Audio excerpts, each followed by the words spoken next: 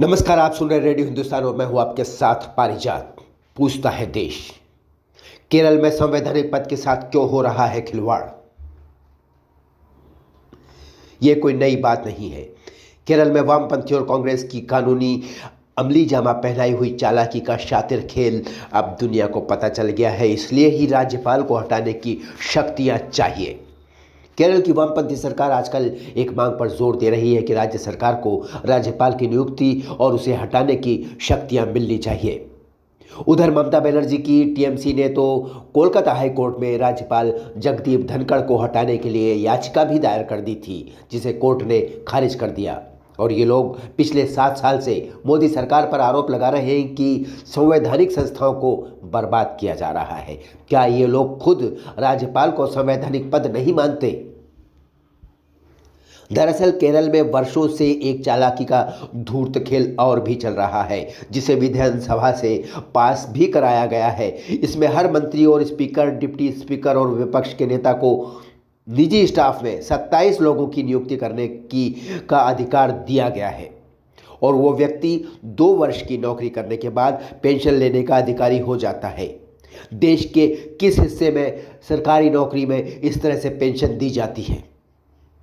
राज्य के 11वें पे कमीशन की रिपोर्ट को माने तो उसके आधार पर कम से कम 3,500 रुपये पेंशन मिलती है ऐसे लोगों को, और इसके लिए 1994 में विधानसभा से बिल पास कराया गया था। राज्यपाल ने कहा है कि लोगों का 2 साल के बाद त्यागपत्र लेकर नए लोग भर्ती किए जाते हैं, जिससे पेंशन सबको मिलती रहे, जबकि राज्य सरकार के कर्मचारी 56 वर्ष की आयु में रिटायर होकर ही पेंशन पाते हैं।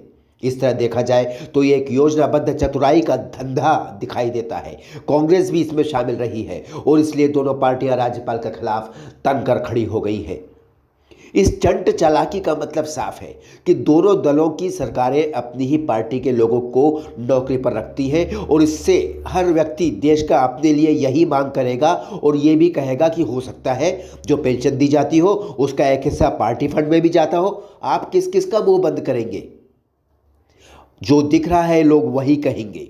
वामपंथी सरकार तो कोरोना मौतों के मामले में भी अक्टूबर 2021 से चालाकी की चालें चल रही है। हर रोज मौतों में पिछली मौतें जोड़कर बताई जा रही हैं। कल भी 2-3 दिन पहले की बात है, देश की 235 मौतों में 125 केरल की पिछली मौतें भी शामिल कर दी गई थी, जो पहले गिनती में नहीं ली गई थी।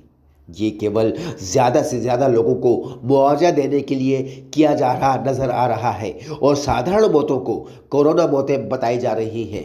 वामपंथी सरकार से और क्या उम्मीद की जा सकती है? राज्यपाल आरिफ मोहम्मद खान ने भी जोर देकर कहा है कि वो कोई गलत काम नहीं होने देंगे और उनकी जवाबदेही राष्ट्रपति को है। राज्य सरकार उन्हें डराने की कोशिश ना करे। राज्यों में आरिफ मोहम्मद खान और जगदीप धनखड़ जैसे दबंग राज्यपालों की आज देश को बहुत ज़रूरत है।